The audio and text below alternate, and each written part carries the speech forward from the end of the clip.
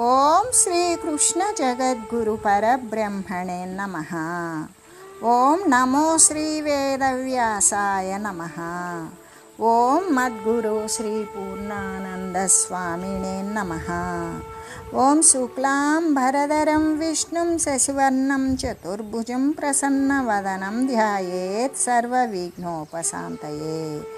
ఓం వ్యాసాయ విష్ణురూపాయ వ్యాసరూపాయ విష్ణవే నమో వై బ్రహ్మనిధయే వాసిష్ఠాయ నమో నమః.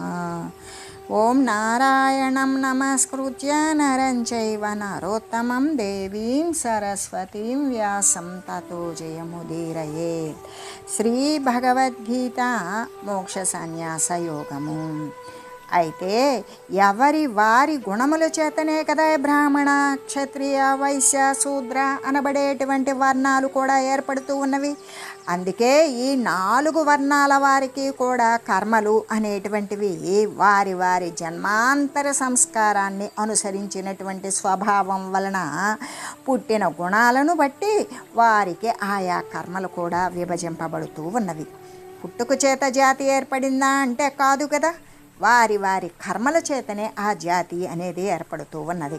అలాగే స్వభావం వలన కలిగే ఆయా కర్మలను గురించి తెలియజేస్తూ అంతరేంద్రియ నిగ్రహము అంటే మానసేంద్రియాలను నిగ్రహించడం, బాహ్యేంద్రియాలను నిగ్రహించడం, శమధమాలు అనేటువంటివి సాధించడం, తపస్సు, శుచిత్వము, రుజుమార్గవర్తనము, శాస్త్రజ్ఞానము, అనుభవ జ్ఞానము, దైవమందు, గురువునందు, శాస్త్రమునందు కూడా నమ్మకం కలిగి ఉండేటువంటి స్వభావం వలన పుట్టినటువంటివి బ్రాహ్మణ కర్మలయే అయ్యున్నవి. అంటే జ్ఞానము విజ్ఞానాలు రెండింటినీ కూడా మోక్షము పొందాలి, ఆ నిర్వాణ స్థితిని చెందాలి అనుకునేటువంటి వాడు తప్పకుండా కలిగి ఉండాలి అని భగవానుడైన శ్రీకృష్ణ పరమాత్మ తెలియజేశారు గీత యందు అనేక సార్లు కూడా. కాబట్టి కేవలము శాస్త్రజ్ఞానం సరిపోతుందా అంటే అప్పటికీ చాలదు. శాస్త్రజ్ఞానంతో పాటు అనుభవ జ్ఞానం కూడా ఉండాలి. అనుభవం వలననే కదా మనుషునికి హృదయంలో మార్పు అనేటువంటిది కొనసాగుతుంది. ఆ మార్పు వలన ఆ మార్పు ఏమై ఉంటుంది? ఆనందమే అయి ఉంటుంది.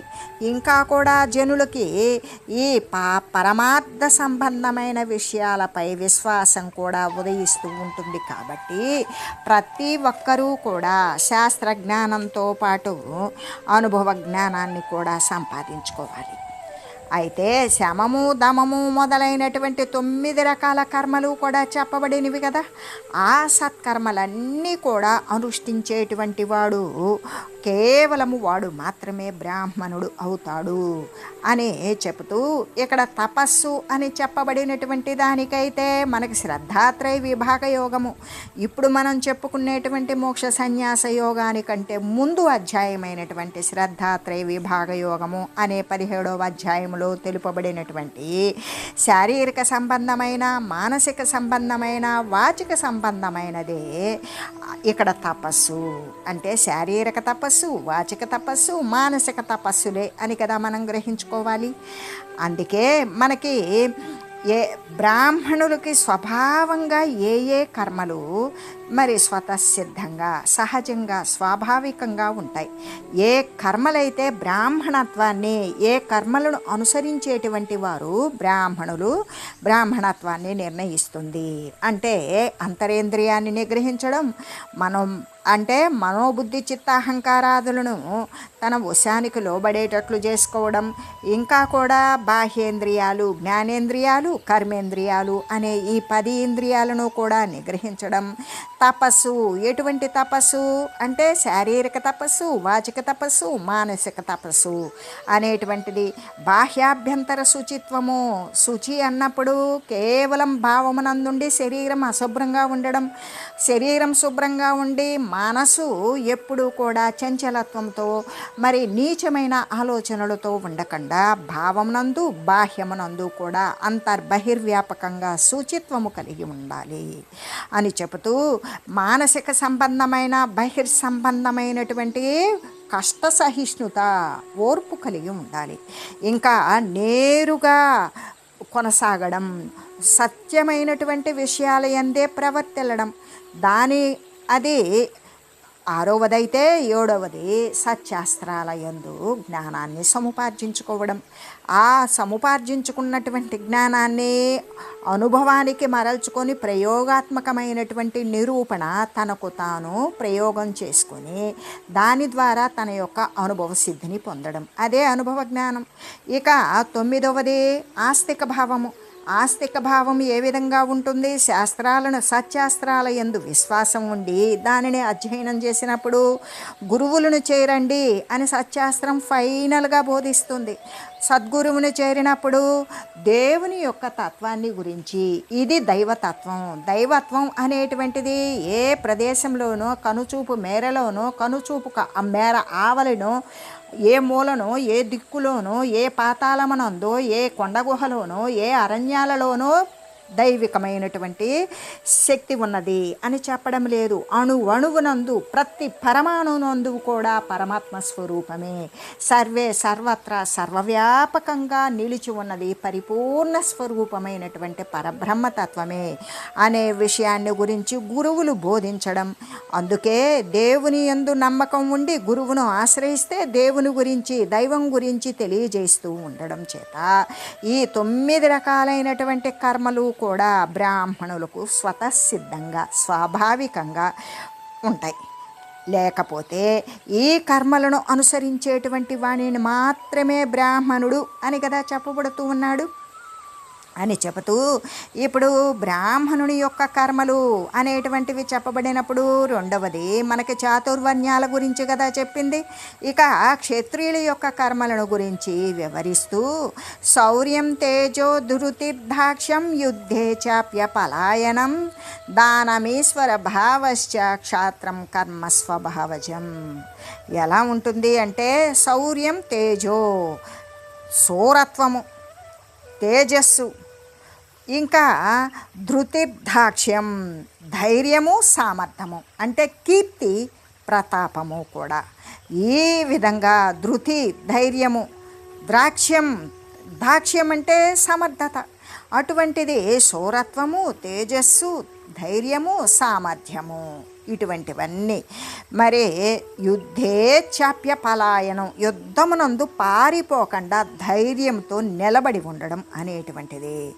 దానమేశ్వర భావశ్చ ధర్మపూర్వకమైనటువంటి దానము, ప్రజా పరిపాలనా శక్తి, ఒక శాసకత్వము, ఇవన్నీ కూడా స్వాభావికంగా పుట్టినటువంటి వారు క్షత్రియ కర్మే అయ్యున్నది అని కదా చెప్పడం. అంటే యుద్ధే చాప్య పలాయనం యుద్ధమునందు పారిపోకుండా ఉండడం. అవతలవాడు వచ్చి నన్ను ఏమన్నా చంపేస్తాడేమో అనే భయంతో ఉన్నప్పుడు అసలు యుద్ధ రంగంలో ప్రవేశించకూడదు. ప్రవేశించినాక ఇక వాడు అలా ఎదురు నిలిచి శరీరం పతనమయ్యేదాకా తన శత్రువును తను మర్దించేదాకా అలా నిలబడి ఉండాల. అదే కదా క్షత్రియుని యొక్క ధర్మం.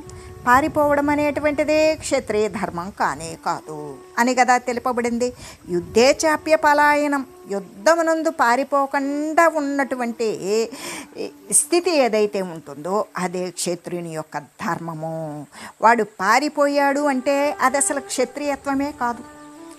వాడిని పారుబోతూ పిరికి పంద అని అనేక పేర్లు చెప్తారు.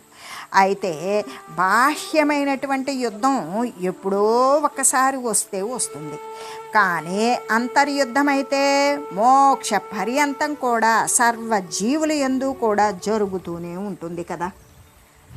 అవునా కాదా? జరుగుతుంది కదా.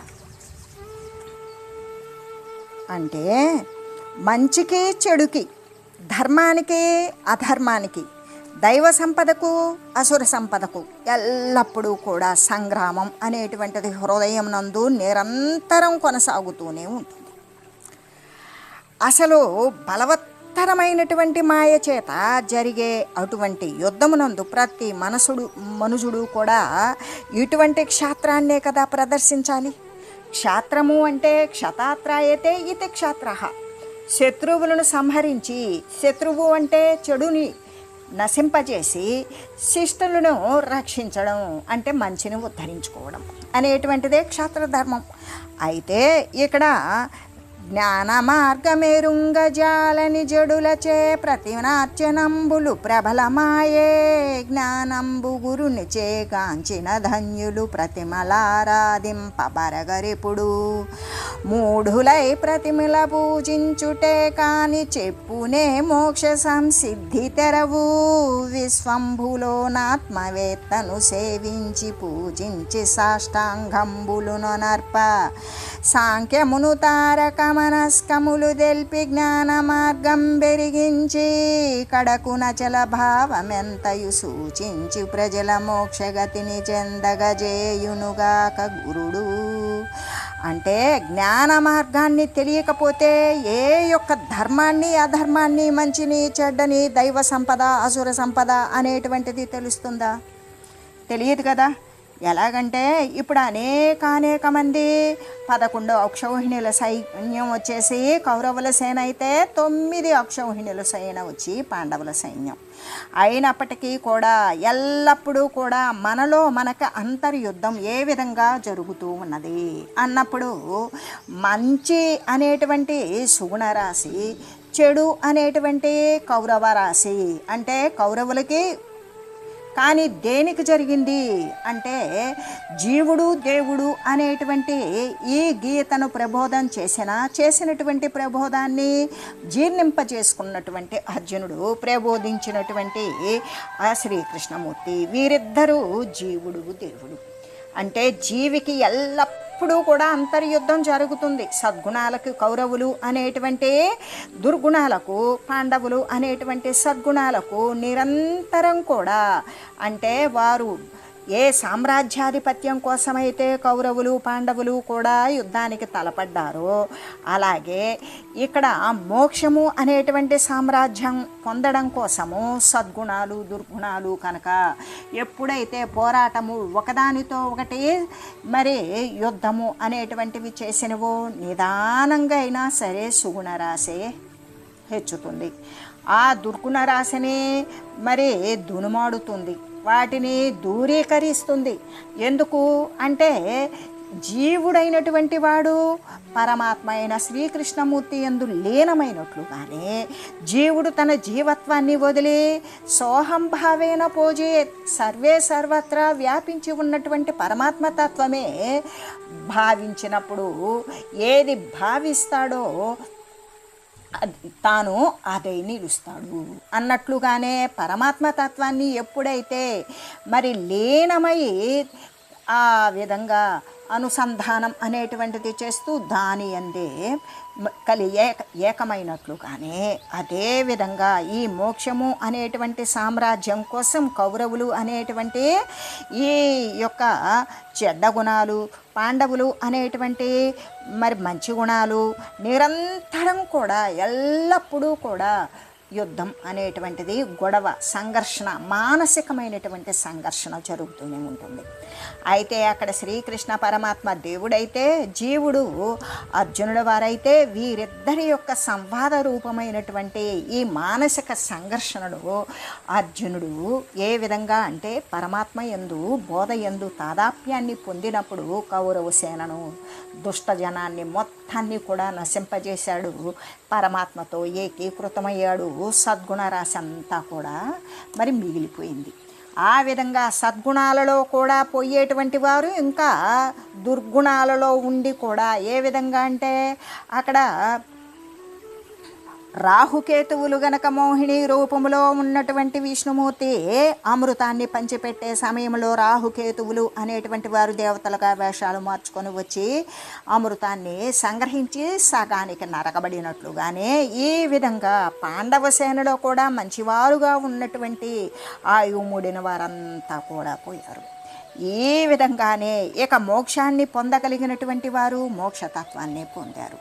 అట్లాగే సద్గుణాలు అనేవి ఎప్పుడైతే పట్టి ఉంచామో ఎటువంటి చంచలత్వాన్ని కలగజేసేటువంటి ఆటంకాలు ఎన్ని ఎదురైనా కూడా దాన్ని పట్టి ఉన్నామో అది మనల్ని పైకి తీసుకెళ్తుంది, మోక్ష సౌధాన్ని ఎక్కిస్తుంది.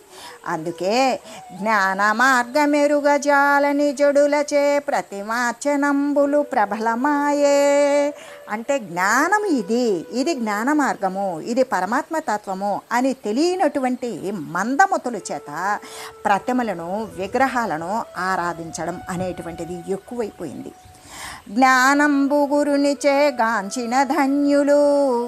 ఎప్పుడైతే పరమాత్మ తత్వాన్ని పొందాలి అనేటువంటి జ్ఞానాన్ని అనుసరించేటువంటిది, సాధనాక్రమంలో ఆటంకాలను ఎదుర్కొని కొనసాగించేటువంటిది, ఆ జ్ఞానాన్ని తెలిసినటువంటి వారు దానిని ఎవరి ద్వారా తెలియజేసుకుంటారు అంటే గురువుల ద్వారా, సద్గురువుల యొక్క సేవను చేసి వారి యొక్క అనుగ్రహ భాగ్యం ద్వారా జ్ఞాన మార్గాన్ని తెలుసుకొని ఆ విధంగా జ్ఞాన మార్గంలో పయనించేటువంటి వారు ప్రతిమల ఆరాధింపబరగరెప్పుడు. ఎందుకు? సర్వే సర్వత్రా పరమాత్మ తత్వం ఉంది. వాళ్ళు ప్రతిమను ఆరాధించినట్టు మనకు కనబడిన ప్రతిమను ఆరాధించరు. ప్రతిమ లోపల ఉన్నటువంటి జడ పదార్థంలో కూడా ఆ యొక్క శుద్ధ చైతన్య వస్తువునే వారు ఆరాధిస్తారు. మూఢులై ప్రతిమల పూజించుటే గాని చెప్పునే మోక్ష సంసిద్ధి తెరువు.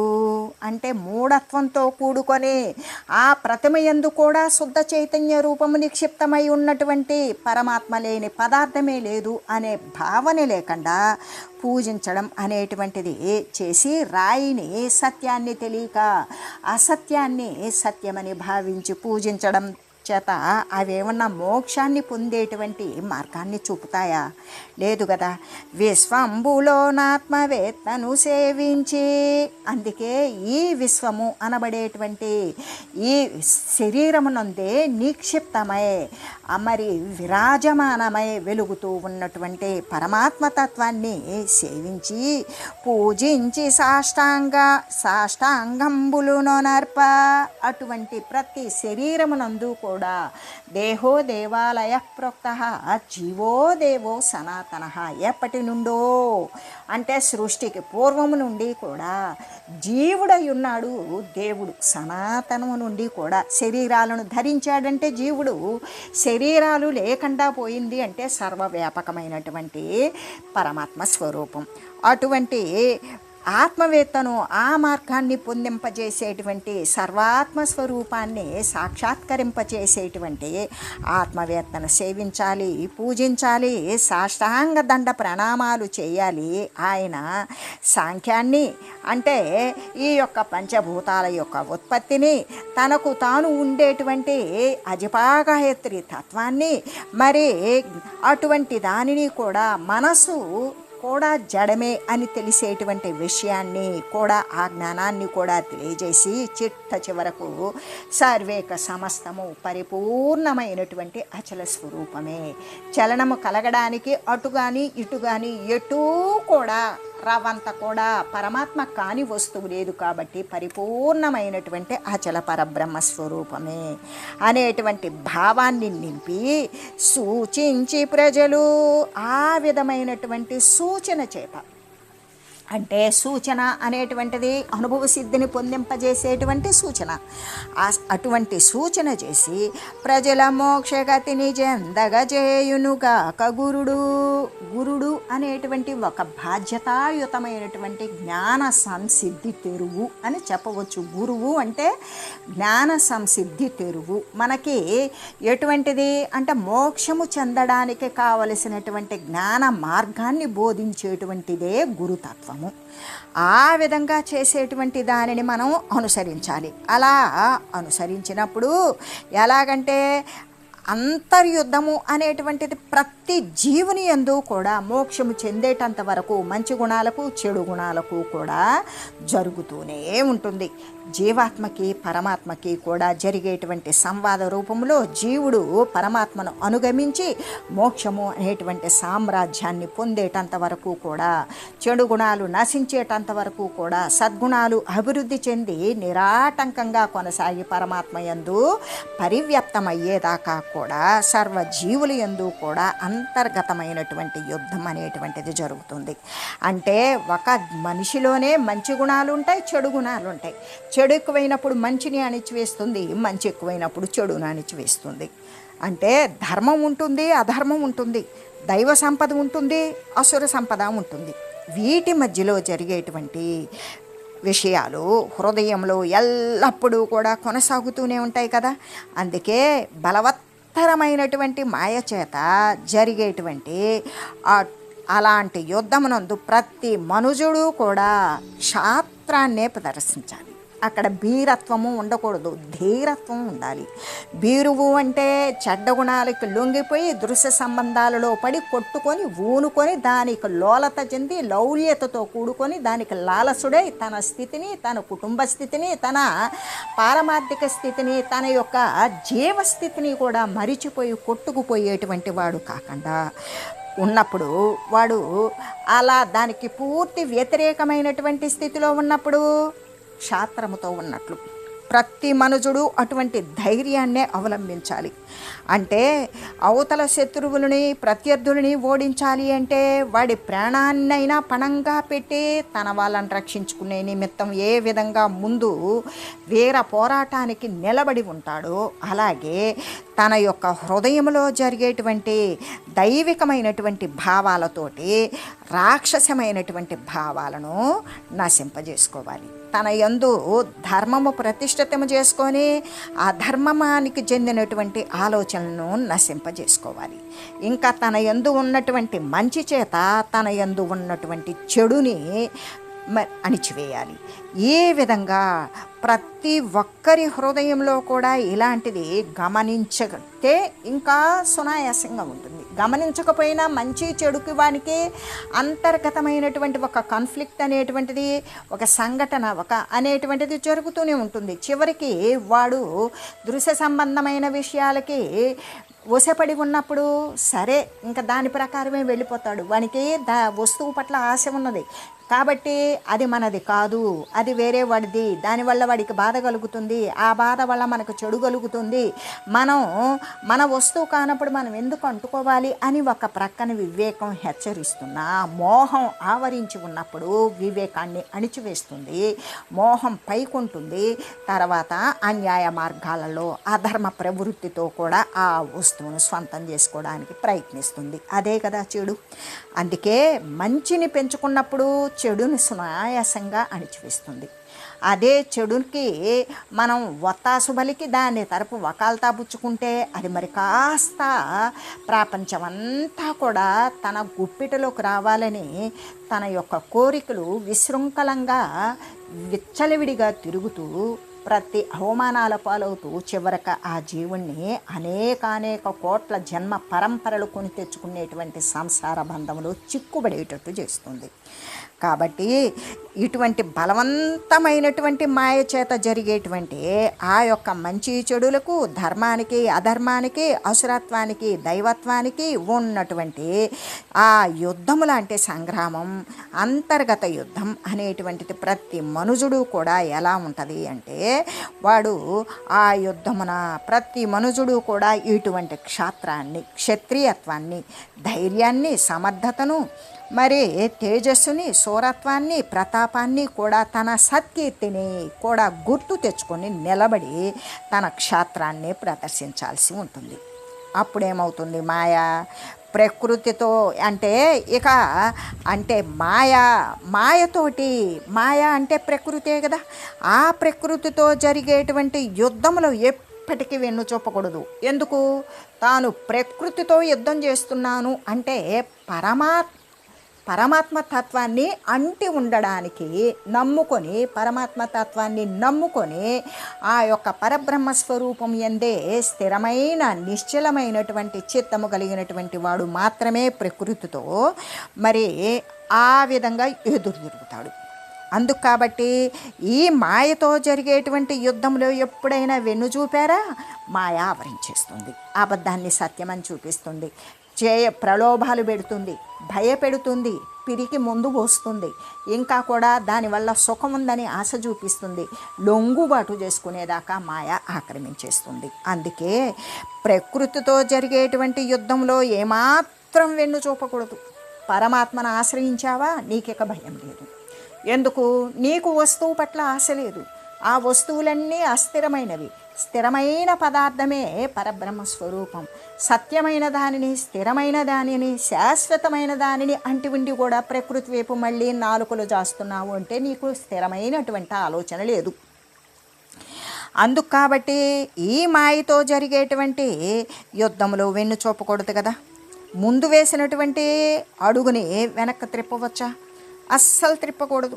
ఇంకా కూడా బాహ్యము సంబంధమైన యుద్ధంలో అయితే క్షత్రియులు చూపేటువంటి ధైర్యం కానీ, పరాక్రమం కానీ వాటికంటే కూడా అధికతరములైనటువంటి ధైర్యాలను, సాహసాలను మనుజుడు తన యొక్క అంతర్యుద్ధంలో చూపవలసి ఉంటుంది. ఎలాగంటే ఇప్పుడు మనిషితో మనిషి పోరాడుతూ ఉన్నారు, అది ఒక రణరంగం. అలా చూపించేటప్పుడు వాడు ఏం చేస్తాడు? చావో రేవో తేల్చుకోవాలి. ఎట్టకేలకు నేను సైనికులలో ఉన్నాను, నా రాజ్యాన్ని, నా యొక్క దేశాన్ని కాపాడుకోవాలి అంటే నాకు జీతభత్యాదులు ఇచ్చేది, నన్ను పోషించేది, నా కుటుంబాన్ని సంరక్షించేది, ఇన్ని చేసేది ఎందుకు? నేను దేశాన్ని కాపాడుతాను అని. అటువంటి సైనికుడు తన యొక్క ప్రాణాన్ని పణంగా పెట్టి మరీ కూడా సరిహద్దుల్లో మహనీయులు ఆ విధంగా ప్రాణాలను పణంగా బలిదానం ఇస్తూ ఉన్నటువంటి వారి వల్లే ప్రతి దేశం కూడా సురక్షితంగా ఉంటుంది. అటువంటి యుద్ధ వీరుల్లాగానే ఉండాలి. అటువంటి యుద్ధంలో అంటే ఇటువంటి బాహ్య సంబంధమైనటువంటి విషయాలలో ఈనాడంటే మనకు సైనికులు ఒకనాడు ఒక 100 సంవత్సరాల క్రితం, 200 సంవత్సరాల క్రితం మనకేమున్నది అంటే రాజుల కాలం. అప్పుడు ఒక రాజుతో ఒక రాజు ఈ విధంగానే ఒక రాజ్యాన్ని వీడు ఆక్రమించాలి అంటే మరో రాజు మీద యుద్ధం ప్రకటించేటువంటి వాడు. ఈ విధంగా జరిగేటువంటి యుద్ధంలో బాహ్యములో కనపడేటువంటి క్షత్రియుల యొక్క చూపు ఎట్లా ఉంటుంది అంటే తాను చస్తే రాజ్యం పోతుంది, అవతల రాజుని చంపానా, ఆ యొక్క సైన్యాధికారిని చంపానా రాజు వశపడతాడు, రాజ్యం నాదవుతుంది. కాబట్టి వాని యొక్క చూపు ఎలా ఉంటుంది అంటే ధైర్యమునందు, పరాక్రమనందు కూడా వెనుకాడకుండా ఉంటుంది. అంతకంటే కూడా ఈ పారమార్థికమైనటువంటి అంతర్యుద్ధంలో చెడుని నశింపచేయాలి, మంచిని నెలకొల్పాలి అనేటువంటి విషయంలో ధైర్యాన్ని, సాహసాన్ని కూడా మనుజుడు తన యొక్క అంతర్యుద్ధంలో, తన అంతర్గతంగా జరిగేటువంటి సద్గుణాలకు, మంచి గుణాలకు జరిగేటువంటి యుద్ధంలో ఇంకా కూడా ధైర్యంతో, ధీరత్వంతో నిలబడాలి అని తెలియజేస్తూ ఓం మంగళం పావన గీతామాత జయ మంగళం భక్తజనావని బంధ విమోచనే భవభయహారిణి భవ్యదాయిని మంగళం. ఓం మంగళం శ్రీ కురుక్షేత్ర రణక్షోణీ విహారిణే పార్థసారథి రూపాయ గీతాచార్యాయ మంగళం. ఓం మంగళం మహత్.